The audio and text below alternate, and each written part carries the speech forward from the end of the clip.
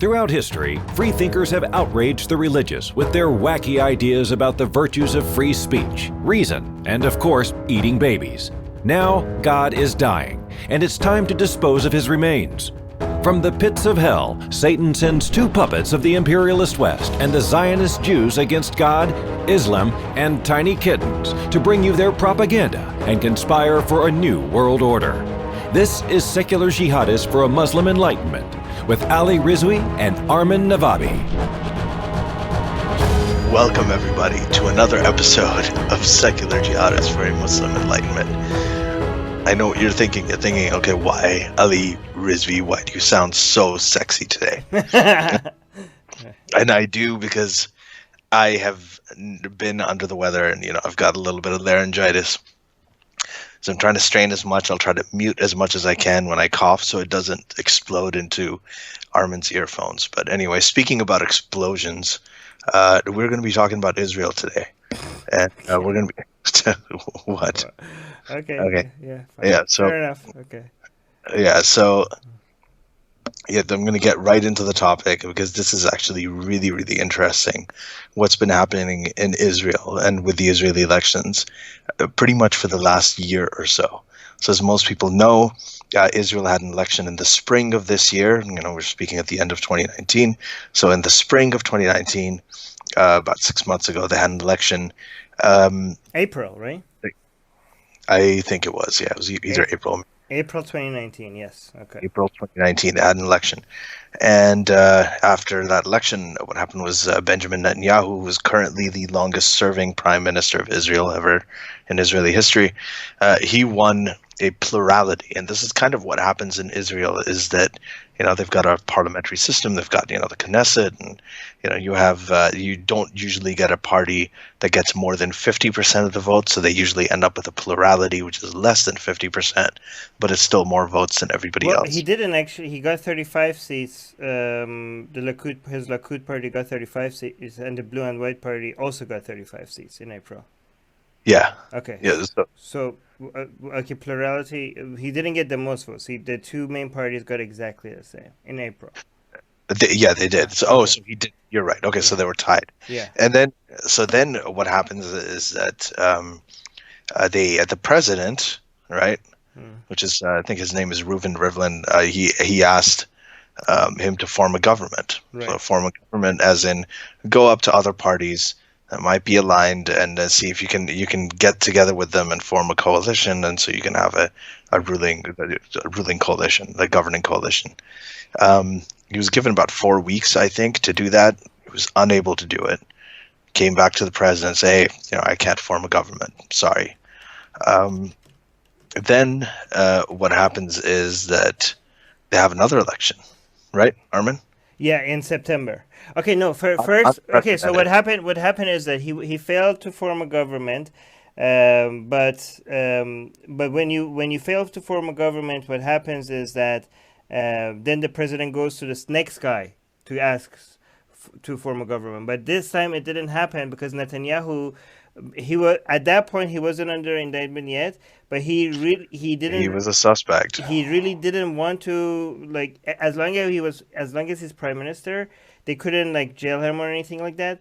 So he really panicked. He didn't want the president to allow anybody else to form a government. So instead of letting the president do that, he asked for a second election. He forced the country to go to a second election, right?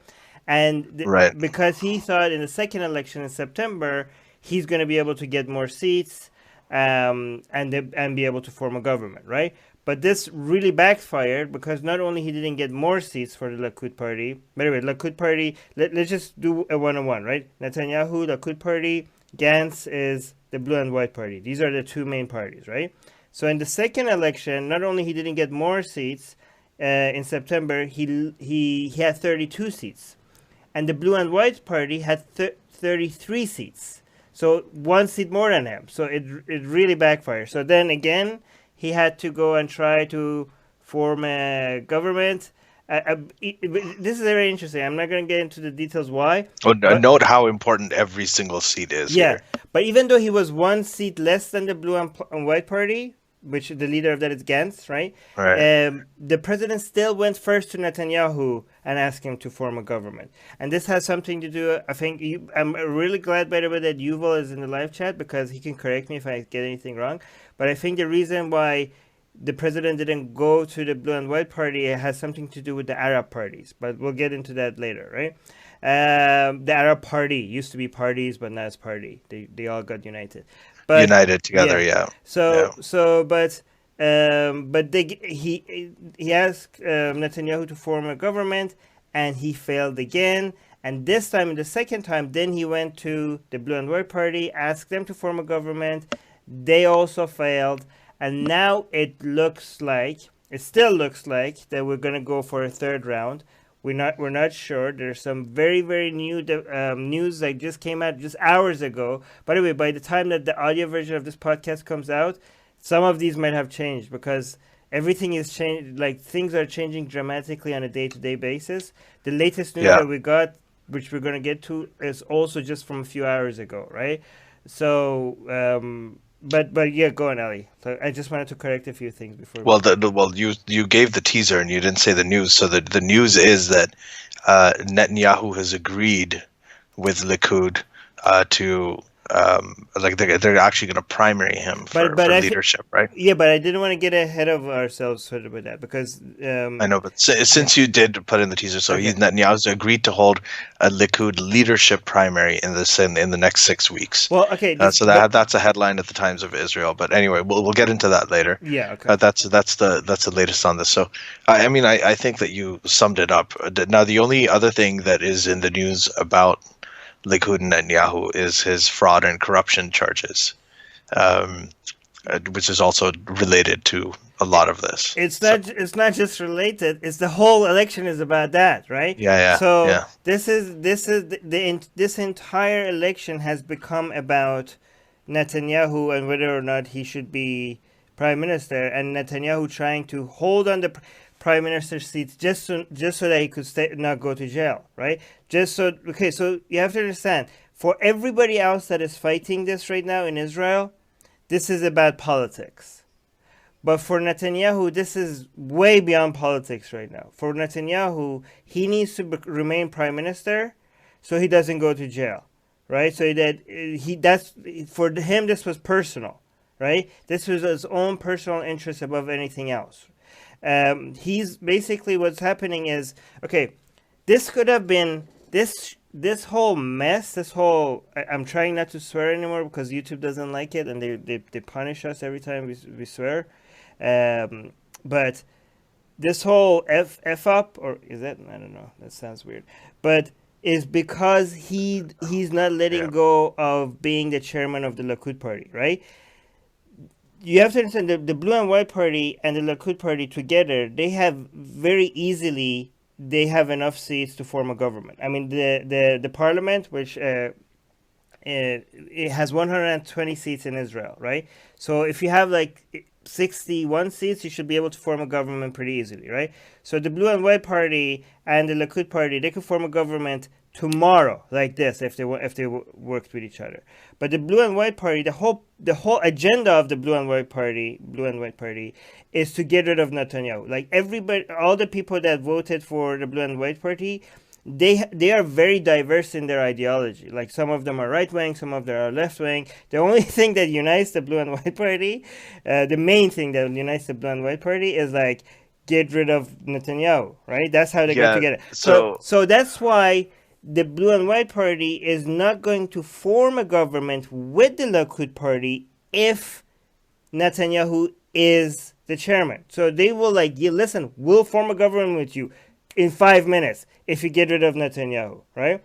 And Netanyahu is not working with the Blue and White Party because Netanyahu has such a major, until just a few hours ago, had such a huge grip on the Likud Party that he's like, I'm not going.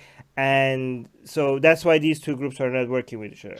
Well, that's the thing. I think that with the Blue and White, actually, just to explain this a little bit more, the Blue and White Party was especially established.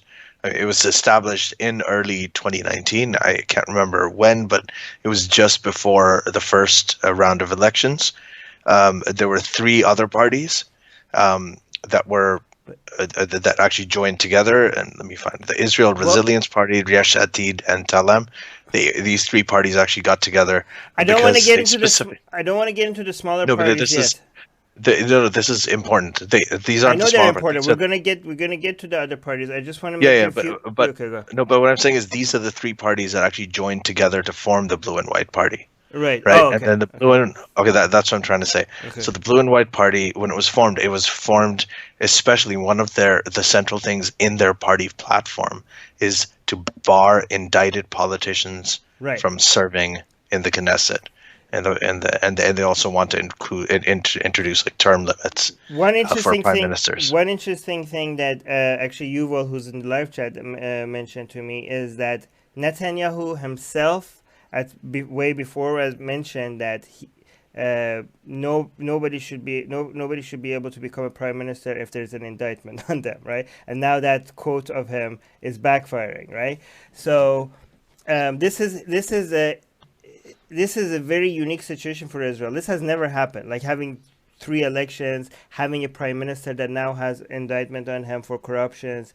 This is like a huge mess, huge mess. Like a lot of people thought like it's unimaginable for somebody to still want to be a prime minister while having indictments on them, right? I don't, and a lot of people. So I think in the Likud party, like, we're silent about this, but kind of secretly also we're like, dude, like you're taking the Likud party down with you, like with Netanyahu, right? Thinking about Netanyahu, and there was some challengers within the Likud party, like listen, just let's have another election within the Likud party. So that we could find another person that leads the Likud party, so we could save the entire country. It's easy, just like we don't have to go through 3 elections. We don't have to create this much mess. You know, so many things in Israel is not happening because of these elections, right? So there's so much stalemate, and all of this is happening because Netanyahu not being prime minister will mean that he was going to go to jail. It's so obvious that that's why he's doing it, right? But I don't know how much Netanyahu had so much pressure on his own party that they didn't have an election until recently. Now apparently there's going to be an election, but unfortunately they didn't give a date. So I don't, like, we have only another 17 days. So after the second election, so the one in September, right? After the second election, after the president told Netanyahu to form a government, he failed. They told Gantz to form a government, he failed. So then they had another 21 days, which we're now in right now, for every other member of the parliament, right? To any other member. So the president goes to any other member, like, okay, Netanyahu failed, Gantz, the leader of the Blue and White Party, failed. Any other member, if you form a government, go ahead and do it. But obviously, if the major parties can't, it's really hard for other members to be able to do it. But now we're in the time period. I think we only have 17 more days left. And people were saying, like, look, if before these 17 days end, maybe if the Likud party finds a new leader, then we'll have a majority government and we don't have to have a third election. But now that the Likud party has agreed to, and Netanyahu himself said this attempt by the Likud party to replace him is a coup, which is such a stupid thing to say, right? Like, they're having an election within their own party. Like, what the hell are you talking about, right? But now apparently he agreed. I don't know who talked to him and how they managed to finally make Netanyahu agree to have another election. But they didn't say if this is going to happen before these 17 days is over or after. Because not another election, but to have a primary for the leadership. Primary for a leadership. Sorry, I should be careful with my terminology, because the election is the main. Okay, yeah, primary for leadership. So if this primary for this leadership if it's going to happen after these 17 days, that means we're going to have another third election. If it happens before and they manage to remove Netanyahu, then they might be able to save the country, right? I'm hoping, and Yuval, I'm going to keep checking on Yuval. But go ahead. Like, sorry for constantly interrupting. But, yeah. No, I think that's pretty much it. And right. This is kind of what's happening. So let's look at how is this involve some other smaller parties, and that's where like eventually this whole secularism and atheism and the Arab parties come in, right? This is very becomes more interesting to us, right? Because the Likud party was and the Blue and White party were not working with each other. They both were extremely desperate to get as many of these smaller parties to work with them so that they could form a government, right? And they started working with people that are kind of taboo to work with sometimes, right? So the less taboo one is the Likud party. The Likud party, I mean, this is not taboo. The Likud party looks at the religious parties as a way to cooperate with them a lot because they need them, right? Because even they've been a huge part of their coalition originally. So but even one now, of the reasons that but now even more than before because they're so desperate, so they're really getting all these religious. Well, not all of them. Again, the religious parties that they're working with keeps changing because there's so many things that are changing about Israel's politics. So the religious parties that they were working with in September and now like change and renamed and regroup. And now for the third election, they're also looking at a lot of religious groups that they want to work with. And that's why the Likud party is becoming more and more religious and more right wing because they're so desperate for the help that the religious parties have, right? But what are we going to say? Oh, okay. So that's the Likud party. Yeah, I was going to say what you were saying that. All right. That basically that historically the Likud is always like a lot of what we see in like the sort of religious like policies that Likud has, for instance, like settling Judea and Samaria and the West Bank, and a lot of that has been and the aggression with which they do it. A lot of that has been. Because of the pressure from members of their coalition, which is these sort of orthodox and religious parties that they form their coalitions with, so they can have a government. Right, but now it has been even more than before, right? Like now, because of the desperation of they working with even more religious groups, right? But on the other side, the bigger taboo, the bigger historic thing that happened that was never the case in Israel's history was that the Blue and White party, out of their desperation to form a government, started talking to the Arab party, right? And the Arab party was something, the Arab parties, now party before parties, was something that no non-Arab party would want to work with. It was such a taboo.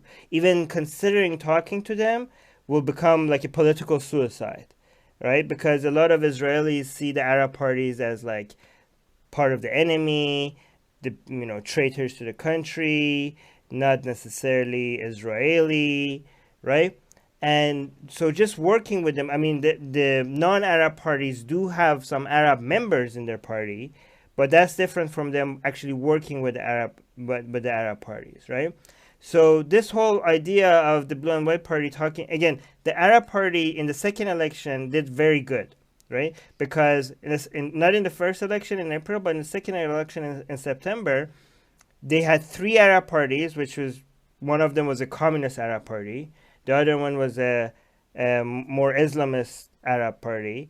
And the third one was a Palestinian nationalist Arab party, which I find very interesting for you to even have a Palestinian nationalist party in Israel, because it's like your enemy is like forming a party in your country. Like I compare it to, like I say, like imagine if United States had a party which called the Iranian Loyalist Party in United States that you could vote for. Like it's very weird that you're allowed to even have a party like that. But that's not necessarily, they don't make that very transparent though, but it's pretty obvious. I mean, if you look at their logos and the things that they say in Arabic, if you listen to the things that these parties say in Hebrew, is very different from what they say in Arabic to their own people, right? Anyways, for the second election, these three parties, they got together. They're like, let's become one Arab party.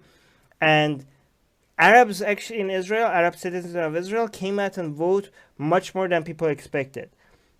There was this taboo for a lot of Arabs to vote in Israel because it's kind of like siding with your oppressors or betraying the Palestinian people.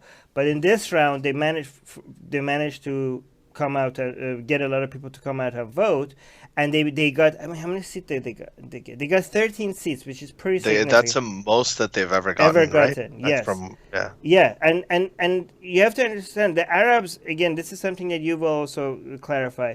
The Arab citizens of Israel are demonized from all sides. They're kind of like ex-Muslims because Israelis, a lot of Israelis hate them because even though they're citizens of Israel, they get demonized as part of the enemy, part of traitors by a lot of Israelis. But Palestinians also see them as traitors because they're Israeli citizens, and they're seen with suspicions. They kind of seem like accepting their status as an Israeli citizen, and if you vote, it's even worse. Like, you're actually legitimizing the government of Israel. So and within the Arab citizens of Israel, there's this whole, when I was in Israel, I talked to a lot of Arab citizens of Israel, and there's a huge division between them as well. A lot of them see themselves as Palestinian first, Israeli second. A lot of them, I mean, I don't know if a lot of them, but some of them see themselves as Israeli first. Some of them don't know, but there's a huge identity crisis when it comes to Israelis and Arab citizens of Israel. And also all these demonization from outside doesn't help, right? But I think the reason why they managed to get more Arabs to come out and vote in the second election is, one, because they got together and created one party. But this is my hypothesis, and I don't know if it's true or not, but a lot of the demonization by Netanyahu and a lot of the fear-mongering by Netanyahu, I think, motivated a lot of the Arabs to come out and vote, because Netanyahu kept on trying to get Jews to come out and vote by scaring them about how many Arabs are going to go out and vote. Like, he said, like, oh, all these Arabs are going out and voting for droves, as if this is like a national crisis, as if they're the enemy and they're going to they're going to take down the country with them. So I think that demonization of the Arabs voting made the Arabs like, oh, is this what you're scared of? Okay, then we're going to go out and vote, right? So, but this is my hypothesis. I don't know if anybody could prove that's true or not. But Netanyahu, if I am right, Netanyahu effectively, his fear-mongering made the Arabs in Israel strong. And I again, these Arab parties are pretty, the things that they say are pretty bad. Like, they're not very helpful in the politics when it comes to, I mean, they do say a lot of questionable and hostile things, and they do seem to be not very Israel friendly, even though they're supposed to be parties in Israel.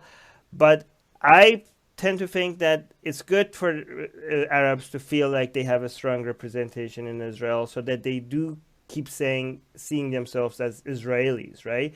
Like, it's really hard for you to see yourself, because before the Arabs managed to get this many seats, the Arabs in Israel, they felt like, why should I vote? Like, my voice doesn't even count. Like, everything that we want gets ignored.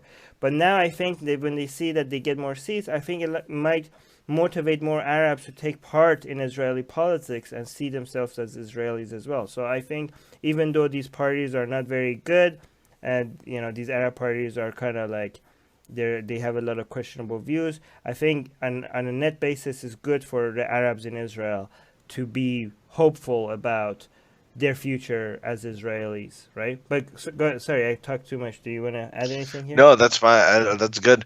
I also find really interesting in the role of Avigdor Lieberman and Yisrael Betin, his party. I don't know how to pronounce it.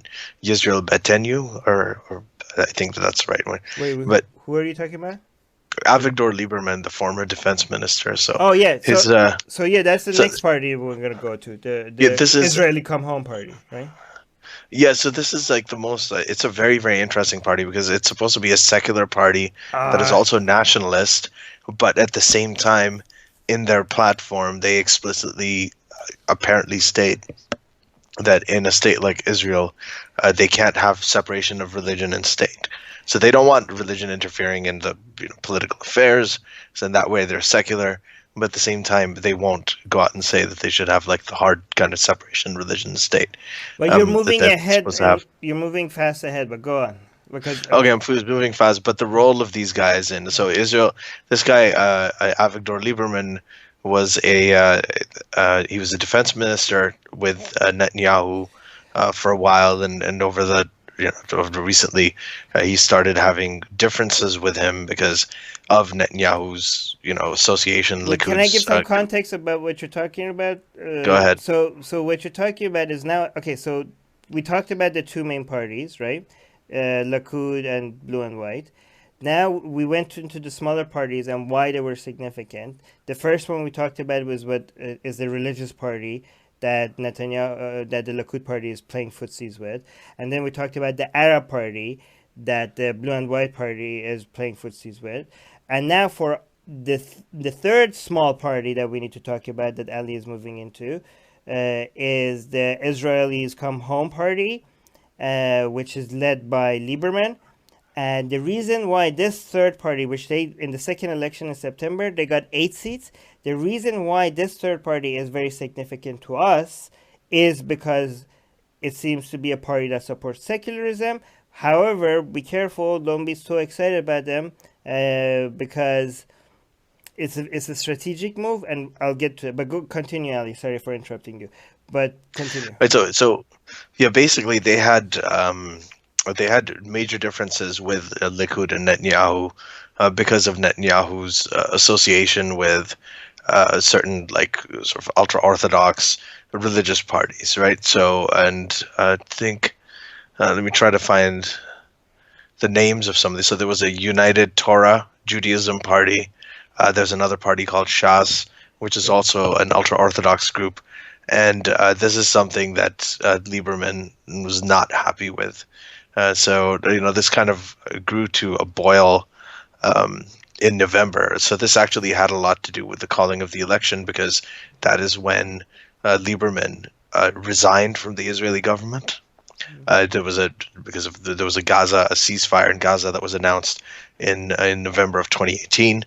And he protested it because, like, even though they are secular, but they're also very, very nationalist.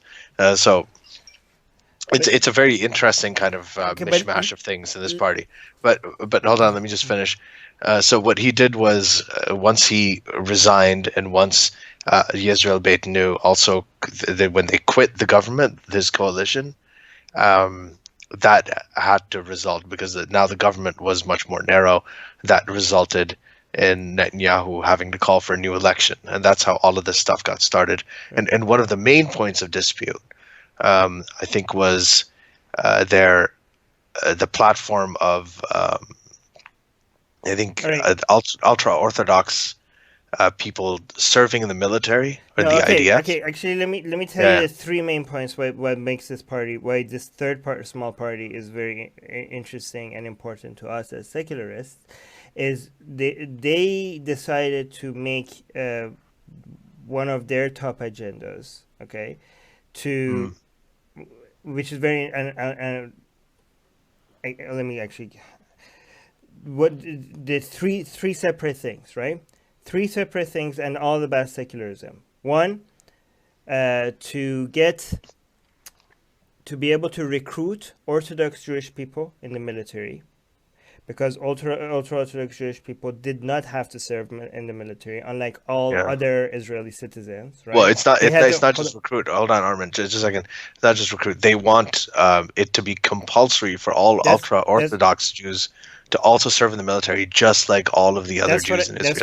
That's what I meant, right? Okay. So military is mandatory. You have to have mandatory military serving for because every. When you recruit, you can recruit them to volunteer. Yeah. No. So that's what I meant. To be able to, for them, they have to go to the mandatory military service, just like every other Israeli citizen, right? That exemption will have to go away, and that is very, very significant. This was a very sensitive thing for a lot of for ultra-Orthodox Jewish people. this was a But, okay. So to yeah, not for who them were not to in have that. Netanyahu's coalition. Yes. They were in So Netanyahu's so coalition, so this they is like a really, red this was, yeah. line for this was a red line for the religious parties, and apparently it became also a red line for the secular for the more secular Liberman's party, right? Right. The second thing is for public transportation to run on Sabbath, right? Again, this is something that is a huge deal for a lot of religious people. Public transportation shouldn't be running on Sabbath; they should be closed. But this Liberman's party is like, this is not point number two that we want. We want public transportation on Sabbath, and point number three. What was point number three? This is also very important. Hold on, let me see. Oh, marry outside, for people to be able to marry outside the rabbinical court system, right? Yeah. Under you not having to need a rabbi to be able to marry people, okay?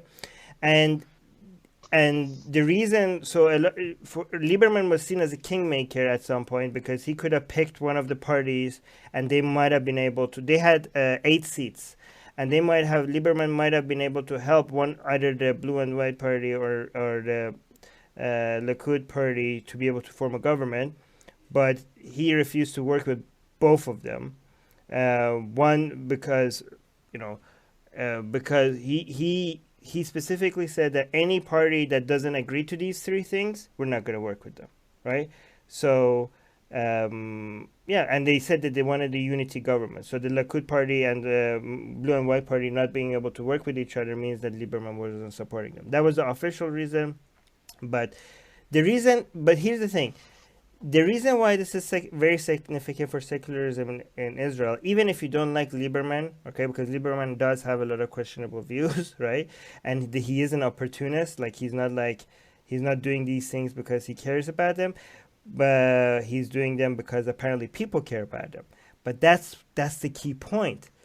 It seems like, why are these opportunists? But I agree with this. Even if his motivations are not good or strategic or opportunistic, it's signaled to the entire political system in Israel that there's a huge ground demand for these things, right? And it was very interesting because right after he did that, some other, the blue and white party also put these in, signal that this could be in their agenda, right? So they basically made a new norm now. Made a new norm to make these part of the talking points of the political parties. Do you know what I mean? Like, even if the Liberman's party doesn't make it anywhere, even if we don't know who's going to win the next elections or who's going to become a prime minister. This was a huge deal for secularism in Israel. The fact that this made it into narratives for politicians to use as a talking point was a big deal, and it signaled that there is a demand for it. But also, it showed that there was a lot of, again, this is what I told Yuval, and I still agree, and I still think it's true, that all the activism that these secular groups made in Israel, it's paying off, and all these small little groups that these people that have put in a lot of effort in Israel to spread atheism, to spread secularism, with very, very little resources compared to a lot of these other parties and these other religious groups, they managed to make people care about this. And you might think, like, why should we care? Like, really, you think this is an important deal? Like, people having transportations on Saturday, the mandatory military service for the ultra-Orthodox Jewish people. Why is this such an important thing, and why do so many secular people in Israel care about this?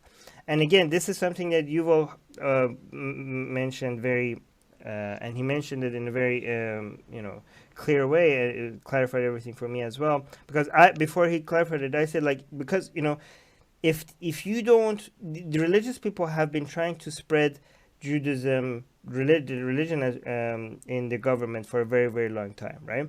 And if these three things were not the only demands. These were just the beginning, and they wanted to get a lot more. But if you take these away from them, that means that the direction is moving against them, right? So if you give these things, they're going to keep and take more and more and more, and they're going to use Judaism as a way to run the government, right? Judaism as a religion to run the government.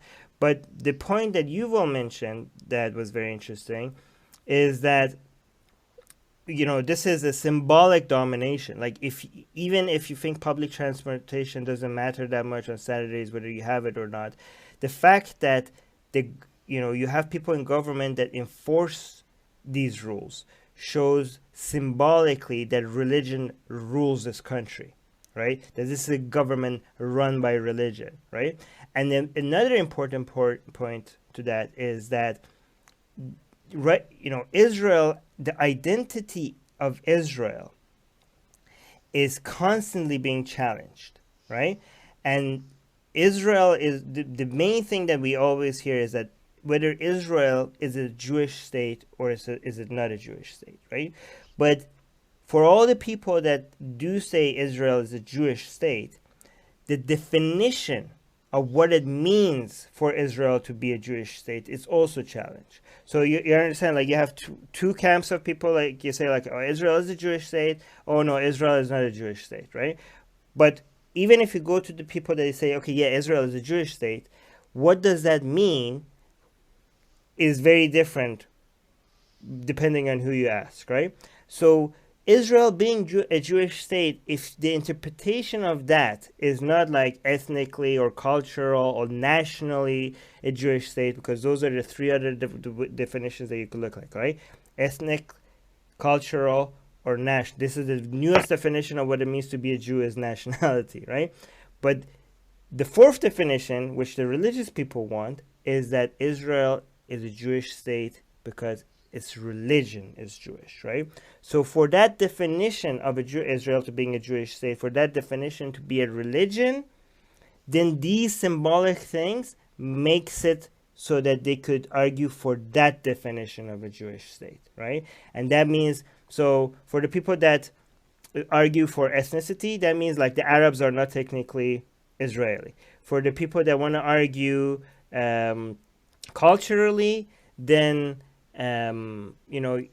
anybody could become Jewish if they just accept the culture, right?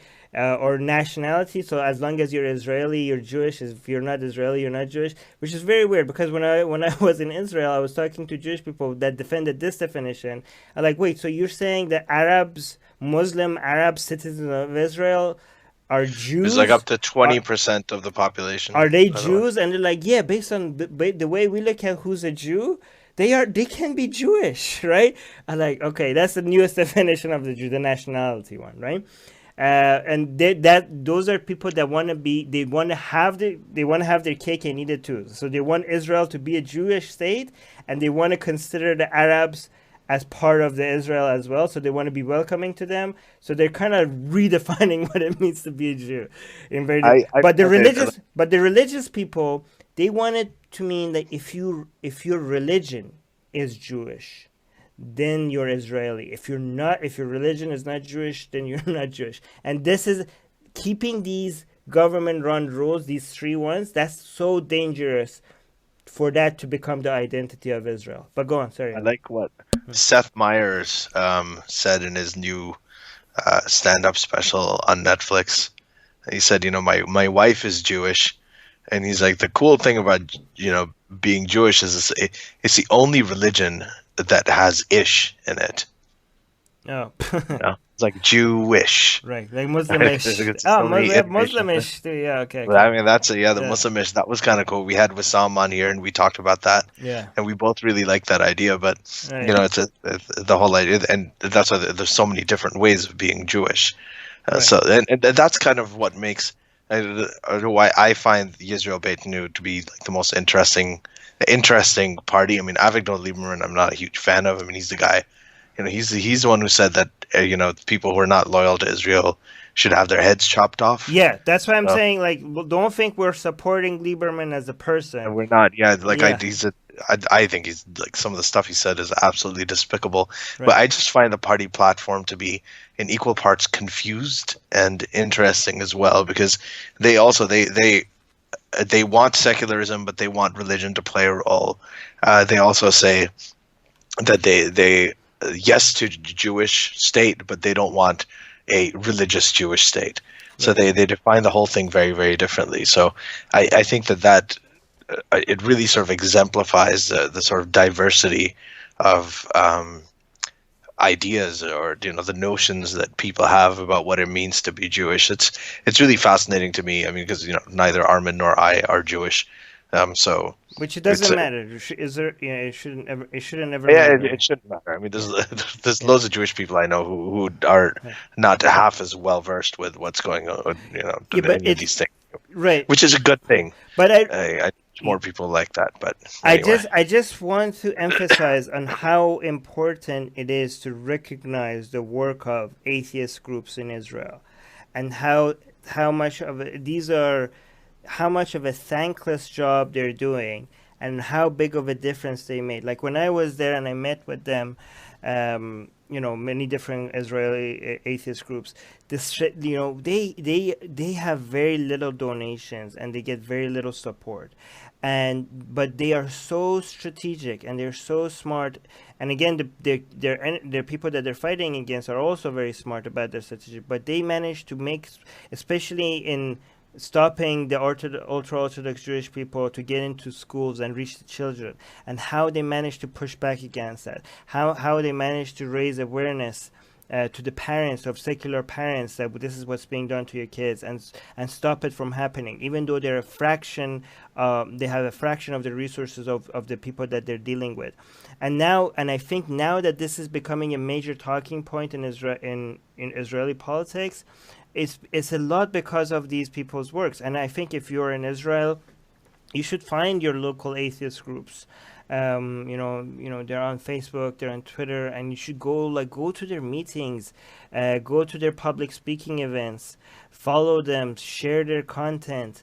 The work that these groups are doing is important, and it's giving, even with the and it's giving the results. These are the results. So be active, because the religious people, they have been really trying hard to take over your government, and they've been very successful recently. And I think it's really, I'm really happy if Netanyahu, if Netanyahu gets removed from the Likud party, then whoever I don't know the name of the guy that is challenging him in the Likud party, but he's probably not going to be as popular as Netanyahu, right? And I'm hoping that if the Blue and White Party becomes a lot more influential than the Likud party, they take up all they pay attention to what happened with the Lieberman's party, and they make all of these a major part of their agenda. Like, I really hope they see that these are things that people care about.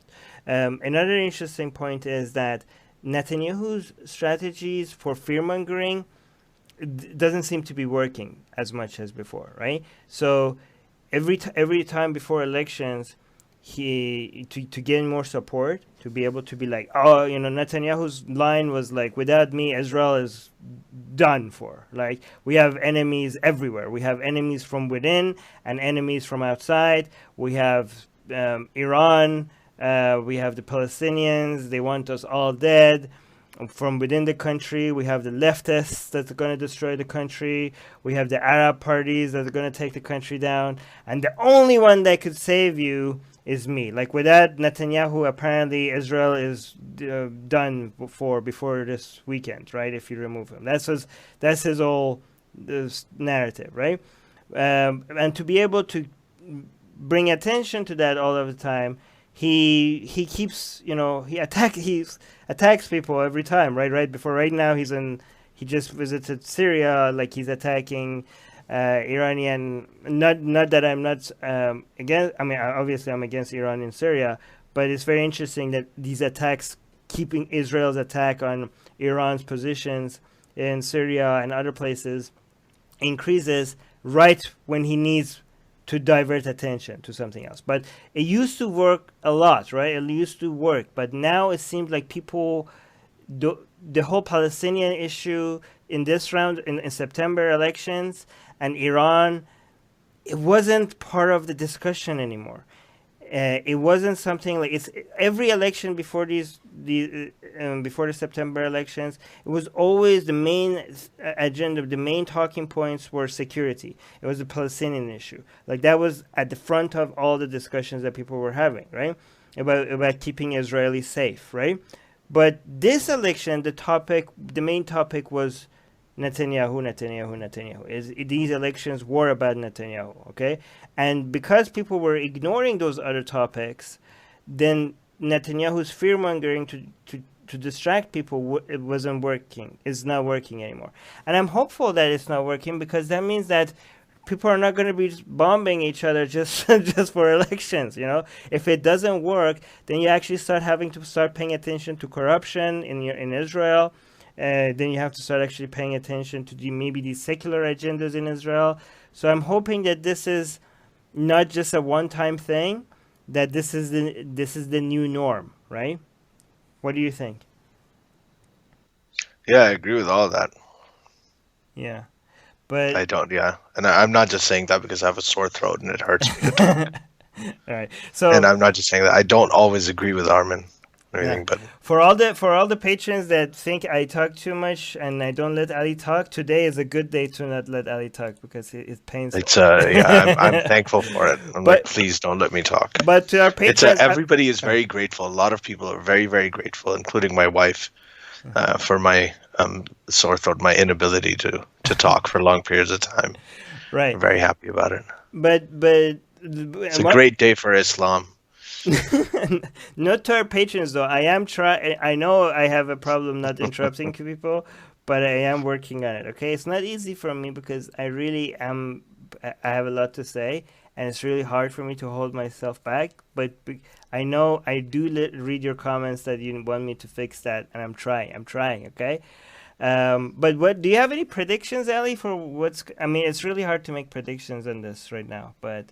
I mean, it's changing on a day-to-day basis. You will in the live chat. Do you have a prediction? Yeah.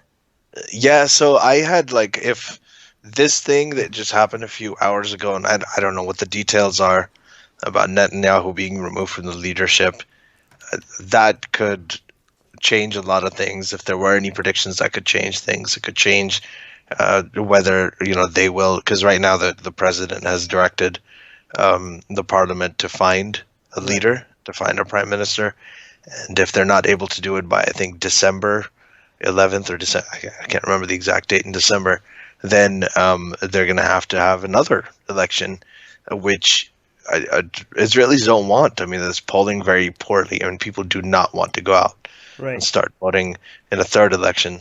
To see what happens there. It seems like that's the most likely scenario right now, though, as we speak, unless they manage to remove Netanyahu within 17 days. That's what I'm saying, right? That seemed like what was the most likely scenario, but now with this news that happened just a few hours ago, I don't really know. I don't. It's still. I think. I mean, you correct us, or if I think it's still the most likely scenario. Is still a third election because.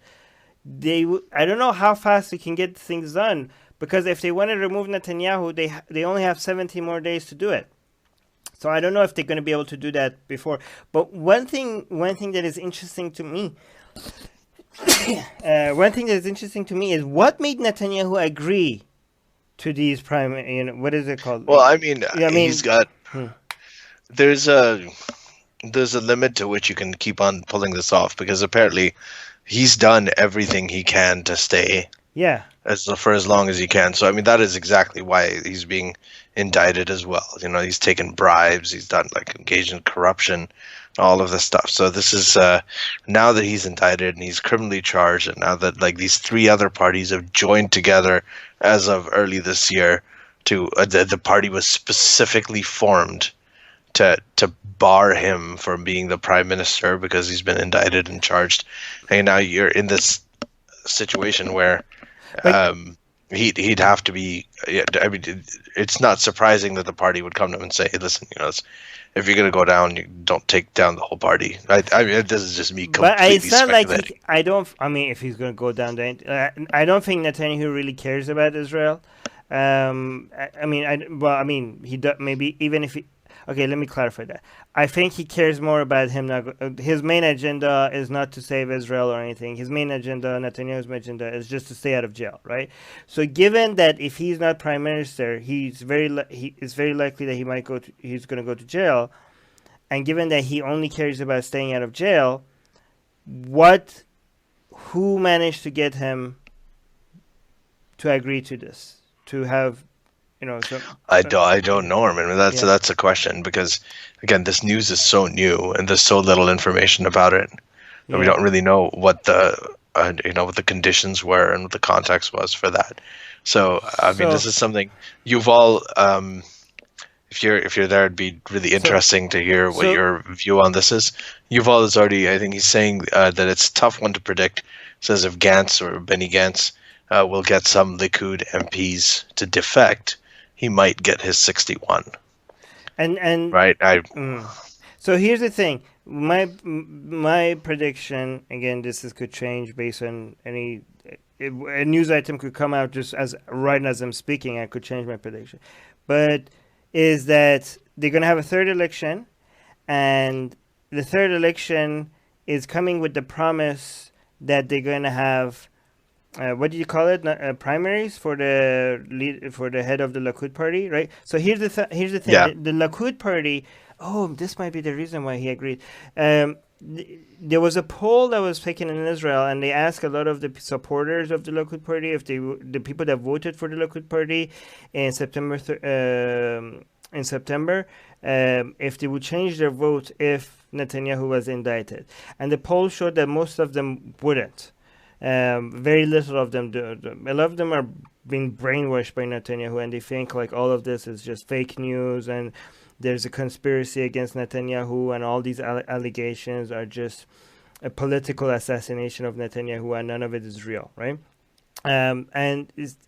But even though the polls show that they would have still voted for Netanyahu even with the indictment, I think a lot of them might strategically decide once that, the polls might say something, but once that it comes to the third election, after all this mess, a lot of them might just like not vote for the Likud party because of all the mess that has happened, right? Even if they think like all of this is fake news, they might just want to make sure that Israel just has a government finally, right? So, but maybe now that they see like, oh, the Likud party is going to have a primary, and the Likud party might still have a chance to stay in power, maybe then they will still go out and still vote for Likud party because of the primary, right? And maybe the reason why Netanyahu and this is pure speculation, so let me know how good the speculation is. Maybe Netanyahu is very confident that even with the primary, he's still going to be able to stay the leader of the Likud party, right? And he's just going to have the primary so that in the third election, the people that was going to go vote for the Likud party but might just stay home because they feel like, voting for the Likud party is going to keep the country in chaos. Maybe their calculation will change, and we're like, okay, now we're hopeful to still vote for the Likud party because they're going to have a primary right after the third election. You know what I mean? Yeah, maybe I don't know. Maybe Netanyahu is very confident. Just how he was so confident with the second election that he's going to get more seats. Maybe he's now still confident that the people that supported him will still support. I don't know. I don't know. I feel like I think it's something more simpler than that. I think that a lot of Likud people, after he got indicted and all of the stuff happening, they like what Yuval is saying, that defections.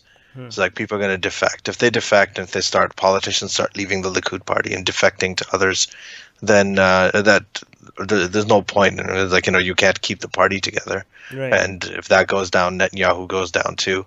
So, they've talked to him. They're like, well, at least this way we can keep the party alive. So, And that may, I mean, this again is speculation, but I feel like that's a little bit more likely. I kind of see it being more realistic, just considering precedent when it comes to these things, is that when, you have a tainted leader like that, and who's under attack from everywhere, then the people start defecting.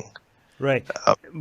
One interesting point that I forgot to mention is that how Netanyahu keeps saying this is fake news, that the corruption allegations are all lies, and it's just a coup against them, all that fake news stuff. That is very hard to. It's very hard to take him seriously on that, because all the people that are putting the indictment on him are the people that he handpicked and he put them there, right?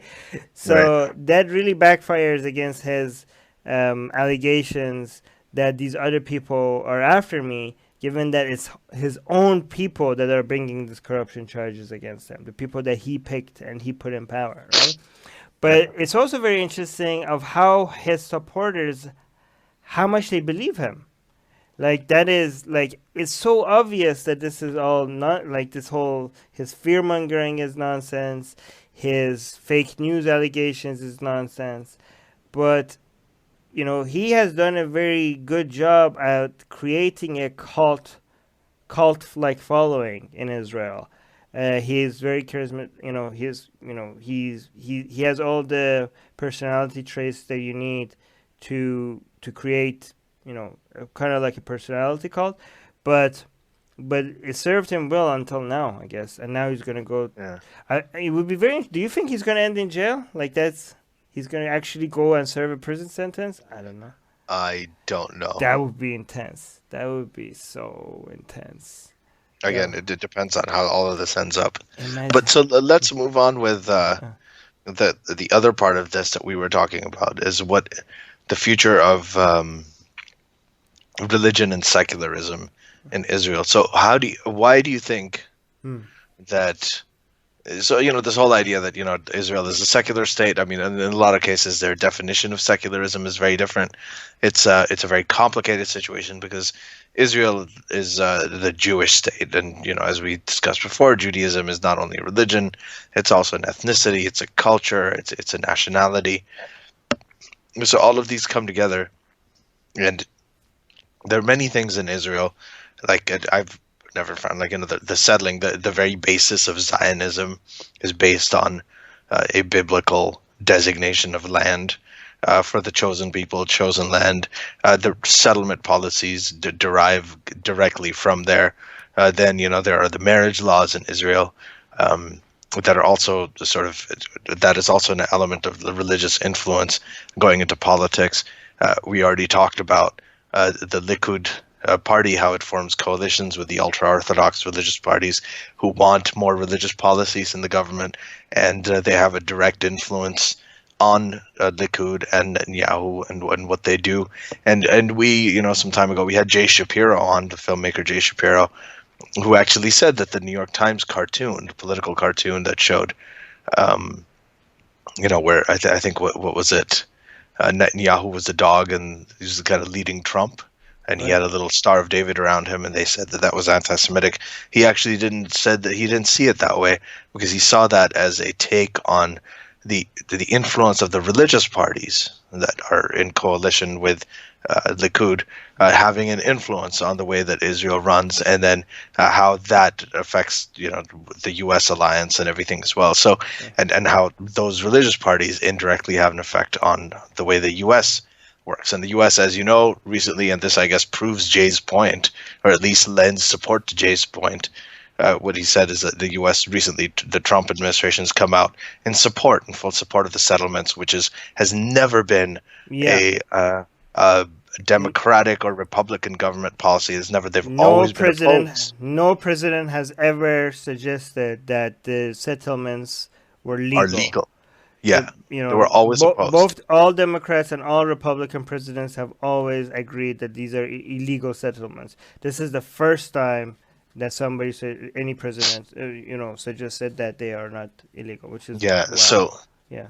And so yeah, so there's a so that kind of makes like that whole cartoon that was considered anti-Semitic. It kind of supports Jay's point Right. that do these religious ultra-orthodox parties, by way of their association with Likud and their coalition with Likud and their influence on Netanyahu, now have an influence essentially directly on the United States policy in Israel. And is that working? And so it's really interesting how far all of this goes. This idea that Israel is a secular country, completely secular, is it a secular country? Yes, they have separation of religion and state. Yes, it's very, very different. It's much. If you go to Israel, you're not going to feel too much different than you do in any sort of other Western secular country. However, it's not debatable, but go on. Well, that's what I'm trying to say. However, it's not as cut and dried. It's not the same kind of secularism that we talk about in the U.S. I mean, the religion definitely has an influence. So you're saying, Armin, that depending on the results of this election, or the results of this whole fiasco, I guess, whether there is an election or not, has implications for the future of this. Well, okay, so the religious influence. Yes, very much so. Mostly within the Israel's internal politics, and you will correct me if I'm wrong, but a lot of people from outside of Israel, when they're looking at Israel's elections, they're mostly focused on Israel's relation and treatment of Palestine, right? Even though within Israel, this election has not been about that anymore relative to all the elections before in Israel. The topic of this election seems to be mostly about Netanyahu. The outside of the world is still looking at Israel and always trying to figure out what does this mean for Israel-Palestinian relationships, right? And most of the consensus by especially anti-Israeli people is that they're all the same, right? And that's the narrative that they're trying to push. Netanyahu might go to jail, the blue and white party might come or become more powerful, this and that. But if you look at what the blue and white party says or what Lieberman says on Palestine, they all have the same position, which is not very a nuanced thing. I mean, there are some differences, but that's what they're saying. They're all anti-Palestinian. Gantz had a video out for marketing, and they were bragging about how many Palestinians they killed, right? And they were talking about Palestinians as if every single Palestinian is a terrorist in that video. Not that they have terrorists inside among Palestinians. They were counting the death count in that video as if every Palestinian kill was an achievement, right? So they're like, look, this is the blue and white party, so yeah, from their perspective, it doesn't really matter who comes into power. But I think I don't think that's a very nuanced perspective, because the identity of Israel and how Israelis look at their country and what it means to be a Jewish state, or whether or not you even look at it as a Jewish state, that identity has so many different ramifications, so many different ways, right? And it's going to influence everything else. It's going to influence everything. So the fact that you think that whatever happens is going to be the same thing, I don't think that is true at all, right? And how it's going to affect all that, how it's going to affect the Israeli-Palestinian situation, and how is it going to affect the one-state solution or the two-state solution, and how it's going to impact the settlements in West Bank.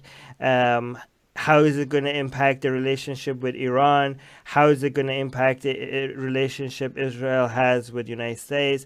And more importantly these days, how it's going to impact Israel's relationship with Russia and China? How that is such a very complicated to figure out. Like the moving parts, the factors that is affecting that is so many that anybody that tells you that this is what's going to happen if the blue and white party gets more seats or this, they're just speaking out of their what, right? Because it's almost impossible to predict. But to say that it's not going to have an impact, I think, is very immature. But to also try to predict what effect it's going to have is also, I think, very naive, right? But it will have an impact. It's just very hard to predict how. Yuval is saying in the live chat, is saying Armin agreed. Outsiders mostly reduced mostly reduced to the conflict, and they reduced the debate to the conflict, and find it hard to tell various Zionist parties apart.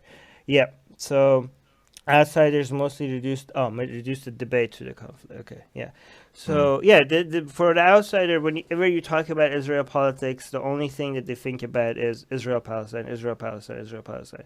But it is very different. And I always say, and this is something I got a lot of criticism for, right?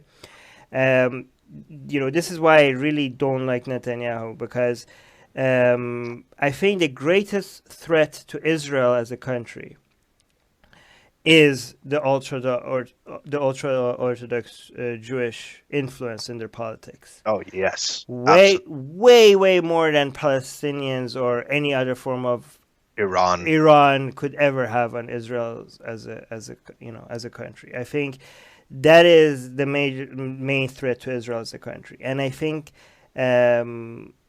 this is why people but it's easy to use the Palestinian threat and the Iranian threat as a way to get votes in Israel. And that's why they need to be a threat for them to be used as a cheap way. But if they are not a threat, if people are not paying attention to Iran, if people are not paying attention to the Palestinian as a threat to Israel, then the politicians have to actually give them some real things. They have to they can't just beat their chest, but I'm the strong, I'll protect you, I'm the strong man, vote for me, I'm the alpha male. Right? You sound like Arnold Schwarzenegger. So, but that's not, that cheap way of getting votes is not going to work anymore. You have to actually do stuff. You actually get them secularism. You actually give worry about more jobs, more, I don't know, all stuff that is harder to do, other than just shooting rockets or just showing the number of death counts that you have, right? So it's good if more Israelis start paying or corruption, right? Corruption in politics, or removing the influence of these right-wing groups, right? So that is harder to do, but I'm hoping that, I think people are in Israel are now,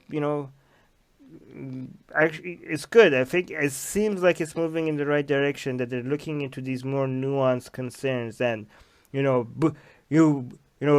a boogeyman is going to come at you, and I'm the only one that could protect you. I'm hoping that we could move past that. Yeah. Yeah. So Yuval, so for those who are listening to this audio, Yuval is sort of our consultant on this in a way, in some ways. He's in the live chat, and we're kind of talking to him in the live chat. Yeah. And in retrospect, I think we should just have had you on the show, and maybe I did have him on Atheist Republic, but we should have him on Secular Jihadists as well. Over here, especially for this episode. I mean, specifically for this episode. Okay. So Yuval, so you said here again, you're saying, I agree with Armin, the ultra-Orthodox are the major threat, and the left-wing failed to see that and made coalitions with them whenever they thought they could achieve peace. And I agree with that. So, but I have to ask Yuval, if you're listening, what do you think of this, what they call the demographic time bomb? Because this is something I'm interested in, and this is, the ultra-Orthodox factions who really, really support the idea of building settlements, and now, it's gotten to a point where it seems like Netanyahu just functionally, whatever they say, they're heading towards a single state rather than a two-state solution. If you have a single state, then eventually you will have a higher Arab/Muslim population in Israel eventually than a Jewish population, and that means that Israel will have to choose between either being a Jewish state or a democracy. It won't be able to call itself a Jewish democracy, because either it'll have to keep the vote from all of the Arabs in a single state, when Palestine and Israel, or it will have to give everybody the vote, in which case you're going to have like the 52nd, 53rd Arab state in the world. So is that an existential threat to Israel? And is it just a matter of time? Or is that something that people are concerned about? Do they have some sort of counter argument towards how that's not going to happen? Because sitting here, it really, really looks like a very plausible scenario. So let us know what you think of that. That's what they call the demographic time bomb. Well, I mean, if it's only, we should have an entire episode about that. I think about the demographic time bomb of Israel. But it's only an existential threat if you see Israel not being a Jewish state as a threat. You know, like Israel. No, if the definition of Israel is as a Jewish democracy, right, then it is an existential threat.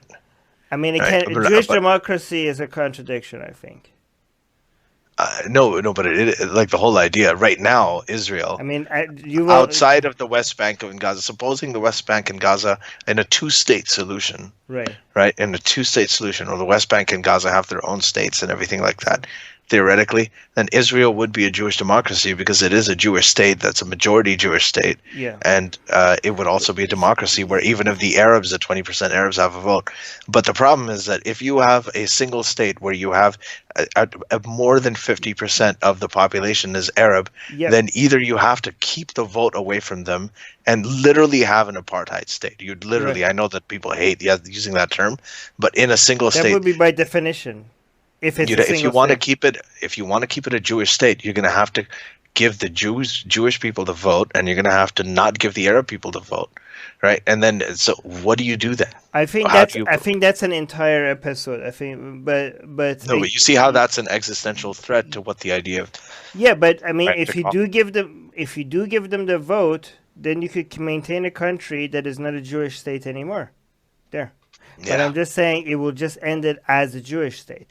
Again, every time we say a Jewish state, we're saying four different things in different contexts, right? So people keep using like Israel as a Jewish state, and that really means so many different things to so many different people. But I usually, again, categorize it based on my discussions with as many Jews as I could when I was in Israel in four different groups, right? The traditional three definitions that we had before, and the now new fourth definition, right? The traditional definitions was, when you say Jewish, are you talking about the culture? Are you talking about the ethnicity? Are you talking about the religion? And those were the three traditional definitions that we had before. And now the fourth newest definition is the nationality, which is such a weird definition, but apparently they're pushing for it. So for you to be a Jew, apparently it means you are a citizen of Israel, and that's the fourth definition, right? So it really depends on what you mean, and all the consequences of your definition of what it means for Israel to be a Jewish state really differs based on what definition you're going with. But Armin, I think whatever definition you're going with, if you have a single state with all of what's currently Palestine and Israel as one single state, whatever definition of Jewish you have will be gone, unless you are willing to compromise on the idea. You could keep I don't know. You could keep the cultural definition. I don't think it'll work because the majority of the state would be Arab, right? You can't. But anyway, Yuval replied, and he said that Ali, it is indeed an existential threat, and the right wing is coming up with various excuses, whether they deny the data or say that Jews could win the competition. Now, even if Arabs can't vote, Israel won't be Jewish because most of the residents won't be Jews. Yeah, I mean, and I see the reason why I don't see that as a existential threat is because you guys making it seem like if it's not a Jewish state, it's the end of Israel.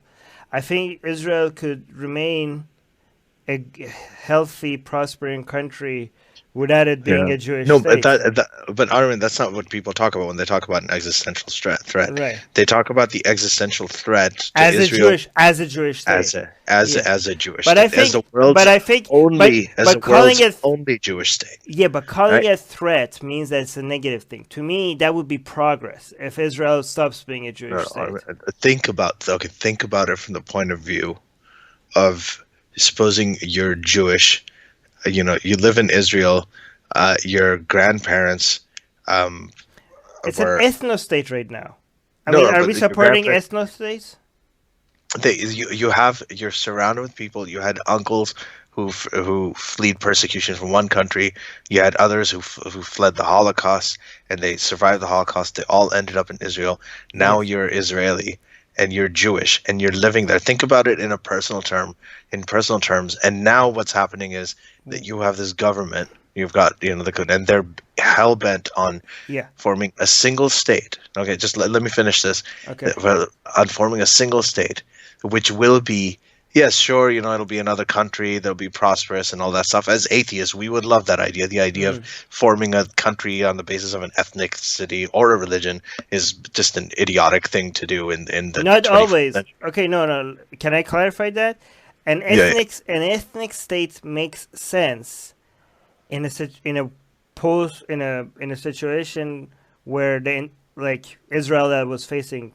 That's what I'm trying to say. So if your ethnicity is an ethnicity that is being hunted down everywhere on the planet, I mean, I know it's still happening today, but come on, like right before and right after World War II, it was way worse, way worse. So in that scenario, an ethnic state makes sense because you're not making an ethno state.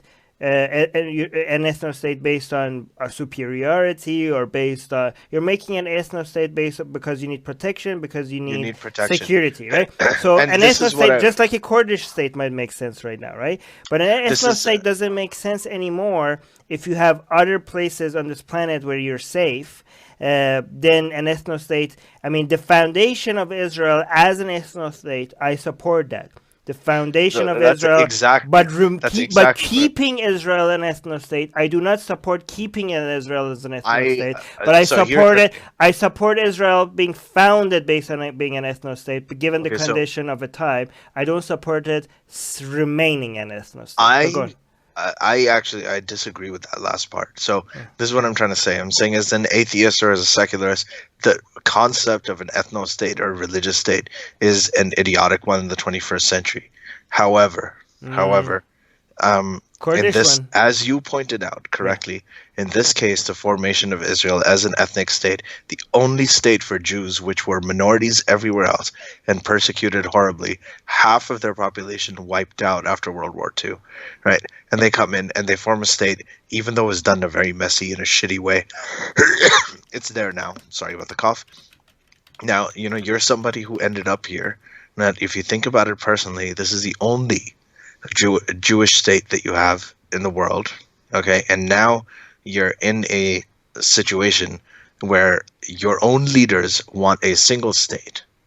They want a single state where this is not going to be a Jewish state anymore. Even if they keep the vote away, they take the vote away from the Arabs, and they still keep the government Jewish. It's not a Jewish state, as Yuval is pointing out, because the majority of people in the state are not going to be Jewish. I know. Now, right. So this is, and the thing is, right now, I think is just as important, because I think that anti-Semitism is a problem. I think the same thing could happen again. One of the things, unfortunately, and I can't stand Netanyahu. I despise Netanyahu. But one thing that he says is that I have a really hard time disagreeing with is, when he says that, well, if Palestinians put their arms down, we would have peace. If Israelis put their arms down, we would have no Israel. I'm paraphrasing him, but I think that that's correct. I mean, you can tell that there is still the existential. By the way, Ali is saying so much. People are saying Ali can't get a word in, but you're speaking Armin, so much. So you say so much that I have to take notes so I could respond to Take a poll, guys. Everybody who's listening, who's speaking more? I didn't say. I'm not saying who's speaking more, but they're saying like I'm not letting you get a word in, but you're speaking a lot. Okay, go on. Yeah. So now so what I'm trying to say is, if I was an Israeli and if I had that background where a lot of Israelis do, where they're the descendants of Holocaust survivors and just some of the worst atrocities in history, if I am that person, I would be very, very opposed to anybody, including my own leaders, Jewish leaders, Zionist leaders like Netanyahu, gunning for a single state, because I would see that as a bigger threat to what everybody worked for, to have a Jewish state, right? The only Jewish state in the world. I'd see that as a bigger threat to it than Iran, than any of the other things. Let me know when I can speak. Okay. Fear mongering about. Oh my God, Armin. It's All right. okay. You can speak now. You just speak. Okay, you know what? The problem is not that you speak a lot. The problem is that it's just so slow. But all right, maybe, okay. You listen to, I have to tell everybody something, okay? Yeah. Armin listens to all of his podcasts in, what is it? What are you on now? 1.5 times the speed or 2 times the speed? Books on double speed, podcasts on triple speed. On triple speed. This guy listens to everything on triple speed, which is great. I mean, he consumes a lot of stuff that way. Yeah. But me, I like to ponder on things. Okay. I think the delivery and the way that So I'll speak really slow to do this. I think delivery. Yeah, okay, good. Fine. Pauses in the right place. Yeah. Strategic elocution.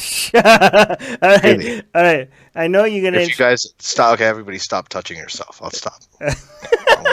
All right, so if I agree that if Israelis put their arms down, they will be massacred tomorrow, okay?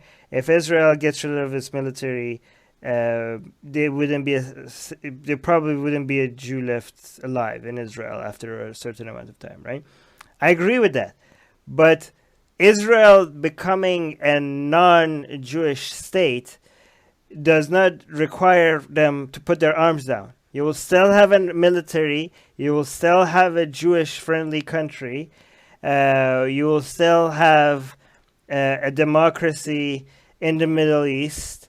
That supports gay rights, supports Jewish people living side by side, Arabs. That would be it would still be an Israel as a state. It just wouldn't be Jewish. It's not going to, I don't see it in a way that all of a sudden, if it's a secular democracy that is not a Jewish state, that is not the same situation where you describe like, oh, if Israel puts its arms down, they're going to be massacred. Yeah. That's when don't put your arms down then, okay? So you don't have to put your arms down if you stop being a Jewish state, right? So that another thing, that's one thing. There's two comments in the so it seems like the main emphasis people have of, so we all agree that it makes sense for Israel to be founded as an ethno state, as a Jewish state, right? Because that's the people that needed protection, right? And this is okay, but the arguments for keeping it a Jewish state, I think, is that this could happen again. Well, I mean, if you're arguing but this could happen, then I mean, that you could use that for building a whole bunch of other ethno states. I mean, I don't think that if the situation is not as extreme as what you had before, I don't think you really have the arguments to keep Israel as an ethno state. I really don't. I think actually keeping Israel as an ethno state is more of a security threat to Israelis than losing it. I mean, if Israel becomes a secular democracy that is not Jewish, I think that will help its security rather than hurt it. If Arabs become a bigger part of the politics and they feel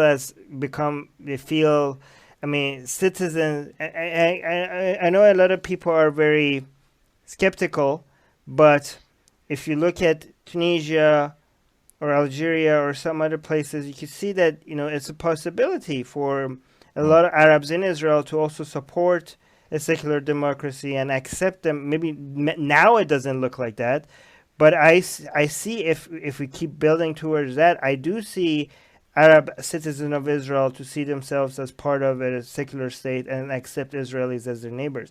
And if you think that's very unlikely, I mean, consider the relationship the United States has with Japan right now, even though they dropped an atomic bomb on them, right? Like, or the relationship Germany has with Israel right now, given what Nazi Germany did to the Jews. Like, so don't think like, never say these things never happen. Like, we have seen dramatic changes in history many, many times, right?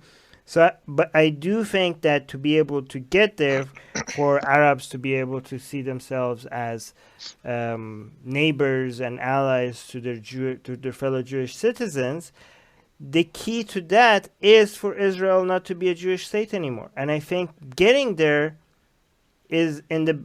helps keep more Jews safe inside Israel and outside Israel. I think that so I do. There's there's a part. And Majid Nawaz kind of brought this up. He's like, well, why can't you have just like this idea that we've had too many settlements already in Palestine, too many Jewish settlements. Well, why can't we have the same kind of thing with Arab settlers in Israel? And the people can stay there, the people can stay over there, and you can still have two states, and you can keep the settlements intact.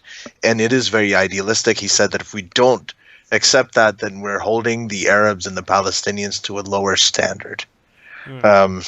And he's right about that theoretically, but I feel like he's being naive in the sense that you are. And this is a tough thing. Yeah, I just called you naive. And I might be. I agree with that. I might be naive right now. So I hope and not. I was actually going to say this, but you've all said it here as well. He said that, Armin, you will not have a democracy and a Jewish-friendly state because soon enough some Islamist or Palestinian nationalist will take over. And that's true. No, not all Palestinians are like that. In fact, I think most Palestinians aren't. I know many of them. I talk to them all the time. I'm very, very sympathetic to the Palestinian struggle. I think the Palestinians should have their own state. And I feel like the occupation is criminal. I feel like the settlements are criminal. But Yuval is right here. Because what's going to happen is there are enough people there, right? There are people like Hamas who are not interested. They're not just insurgents who feel like they're defending their occupied territory. They're out to destroy. Well, they're out to destroy the Jewish state. You better be wrong. It's a completely... You better be wrong. Love to be wrong. The reason why the reason why you and Yuval better be wrong. Maybe I'm naive, right? But I have more hope in people.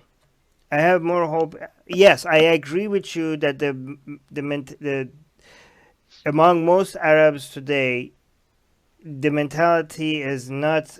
You don't want them to be the main decision makers in Israel at all. Yeah. Right. So, but I'm hoping that there's going to be some huge changes among the Arab community, the way they think. And I mean, if you look at, there seems to be a major shift at least in the younger generation in Arab countries, right? There is. So I'm just hoping for I know this sounds very rainbow and butterfly and holding hands and kumbaya, but I'm hoping for a better future.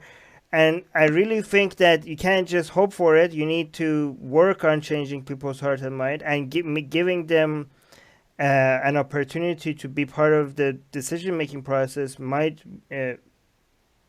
be that, right? So, so this is kind of like a chicken and egg thing. Oh, like they're so hostile because they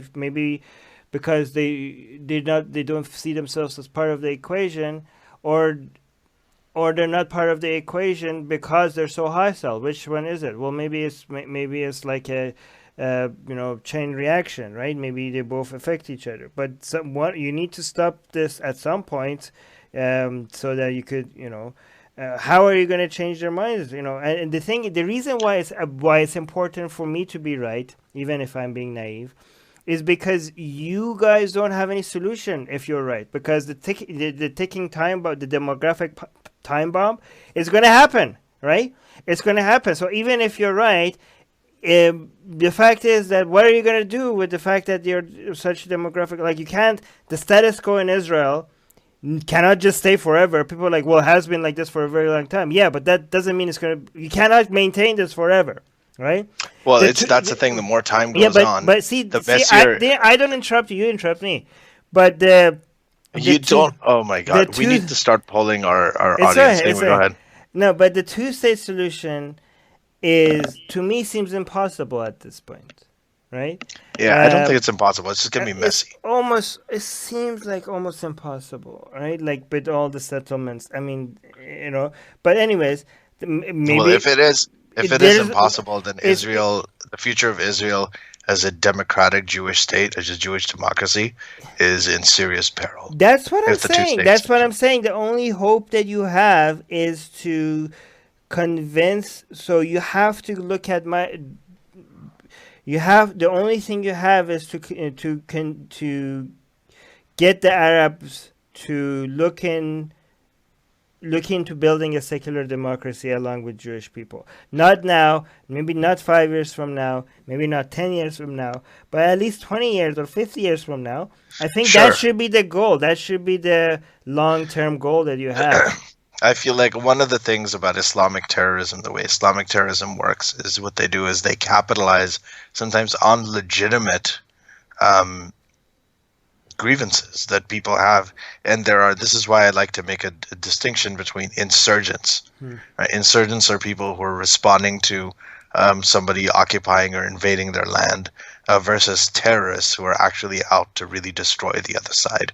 And I think there's a mixture. You have terrorists in Israel like Hamas who are trying to play on what other people's legitimate grievances about the occupation and everything are, and they're doing it in a very, very despicable way that harms Palestinians more than it harms anybody else. So there is that kind of confusion. But so that's why I'm a little bit cynical about all of this stuff happening, the scenario you're talking about. The two-state solution, the reason I know you will disagree, you will think the solution is, the only solution is a two-state solution. The reason why that seems not just messy but very improbable is because you really have to go and remove the Jews from all these pockets from the West Bank and move them back to Israel and take the land away from them and give it to the Palestinians.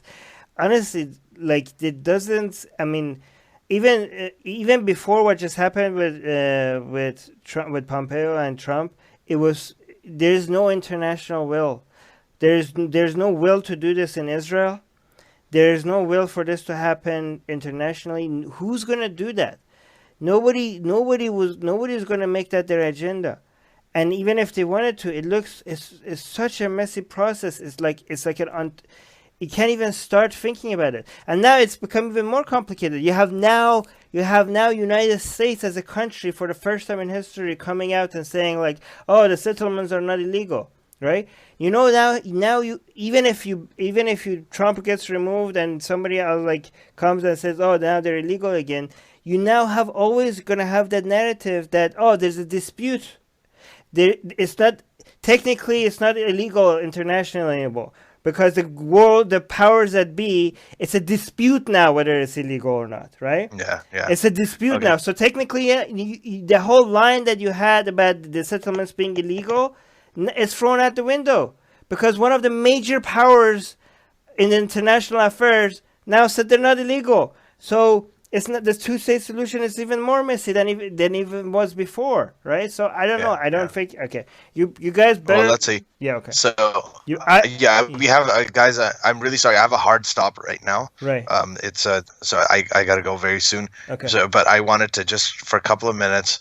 There were. I was looking through patron questions, and it seems like it's mostly a conversation. And Yuval has been answering a lot of questions. Yeah. I Thank think you, Mars. Yuval. Yeah, so Mars, I just want to read out a couple of these exchanges. Mars asked, sorry if I'm repeating something that might have been asked previously, but what's a religious partition like in Israel between the secular and more conservative Jewish elements? And Yuval said that Mars, I think the latest poll showed 45% secular and that various degrees of traditional and religious. So I think that was kind of interesting. Another question that House Stark asked, I think was a good point. He said, every country in Europe is an ethno-state. Why would Israel be different? They have immigrants, but the vast majority is still indigenous. I think that's a good point. I think the difference here is that is a conflation of ethnicity and the ethno-state with the religious state. That isn't. You're right. Like all of the European states, I mean, they're all ethno-states as well. But the difference between that and Israel is not, the Jewish aspect isn't just an ethnic aspect, but there's also a religious element to it, which is why we're having a conversation here, and that has a lot to do with how all of these things unfold. Can I respond to one of the comments? Please do. Yuval is saying getting the Arabs to form a secular democracy, and he's saying question mark. He's saying this. I think you also is suggesting this will never happen. Sure, just let the Israel-Palestine be Be the second one to do it. I want to see the first one being formed. But yeah, but as I mentioned, Yeah. like things. First of all, if you look at Tunisia, you can see Arabs.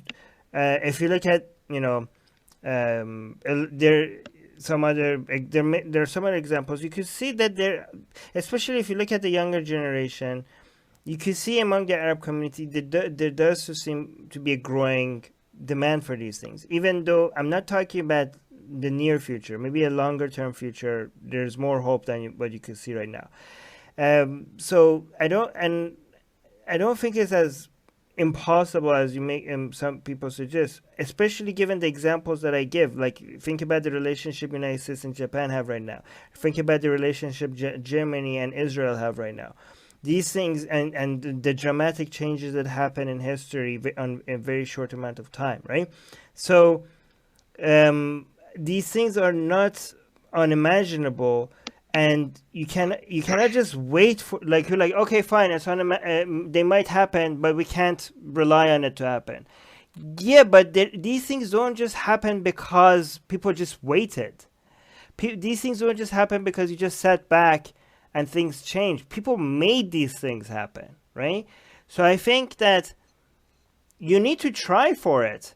You can be like, oh yeah, it's very unlikely, so, but if it happens, I'm going to welcome it. Well, it's unlikely, but you could make it a bit more likely if there's an effort.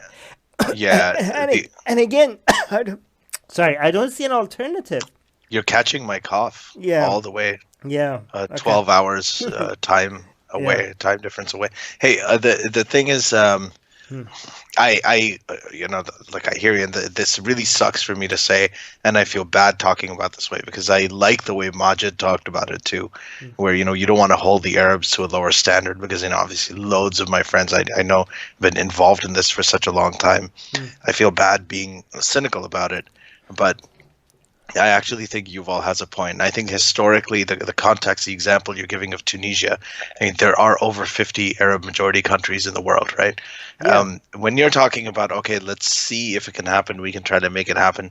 When you're placing that gamble on the only Jewish state in the world, and a state that was formed in a very messy way and is still surrounded by people who want to destroy it, then that becomes, in that context, it becomes a much more difficult thing. So again, hate the idea of an ethno-state, hate the idea of a religious state, hate the idea of any kind of state for one specific religious or ethnic group. I've never liked it. But in this context, I feel like it makes it different. It makes the idea of taking a gamble and being a little idealistic and trying to give it a shot, like people did in Tunisia and everything. It just makes it a little bit more cumbersome, and it makes it a little more of a burden. That's all. Okay, but can I respond to that? Yeah, sure. The problem with calling it a gamble or saying it's giving it a shot, to me, the reason why that's wrong is because it's not like you have any other choice. I think, you know what I mean. Like, what I'm suggesting is that this might be your only way out.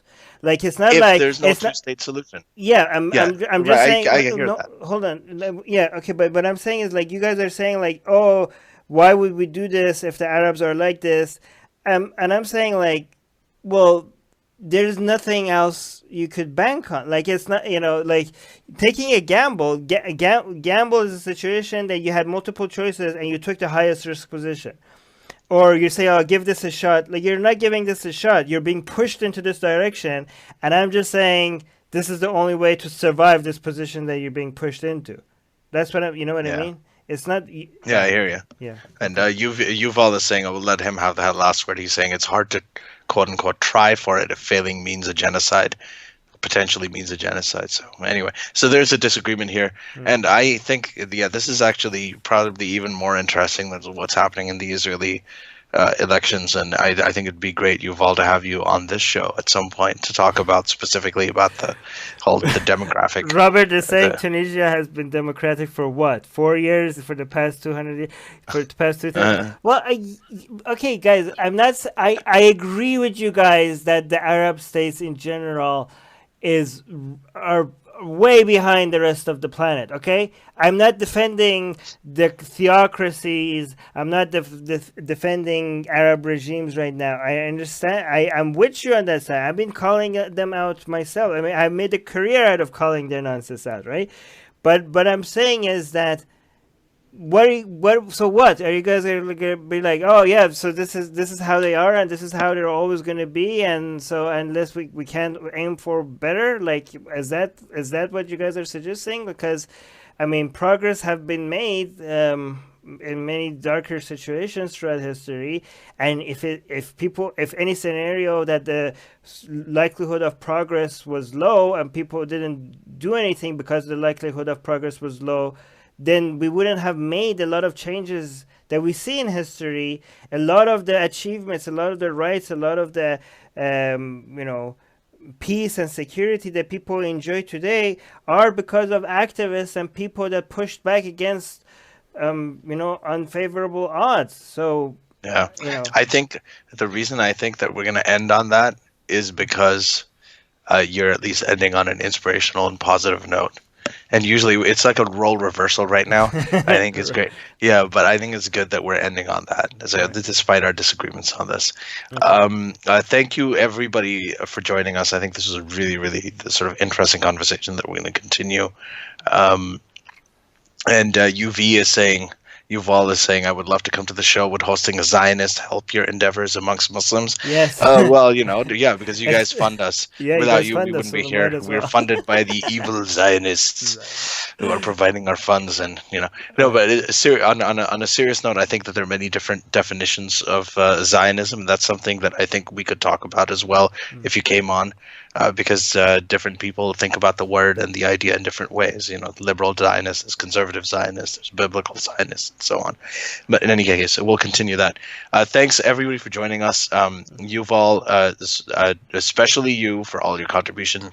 Yeah. Darko, House Stark, Beej, Price, Robert Roberts, Doorknob Head. I love you guys' names. Shane, Everything Darko. 4004. Mars, as usual. Yeah. Right. So all of you guys, really, really thank you very much. Facebook is saying thanks for keeping us informed. Much love. Thank you, D. Lois and Marin. Oh, Lois is here. The Lois is here too. Okay. Yeah. So everybody's Shane. Here. Okay. Anyway. All right. Bye, guys. So we will see you guys next time. Thank you. The secular jihadists have been made possible thanks to the Illuminati and the covert support of Israel and the CIA. That's what we have been told, but we haven't received our checks yet. If you like what we do, please support us. Share the podcast with your friends. Write and tweet us with topic and guest suggestions. Or head over to secularjihadist.com and give $1 or more for exclusive access to live video. Have your questions read and answered on the air, and more. Till next time, may the flying spaghetti monster be with you.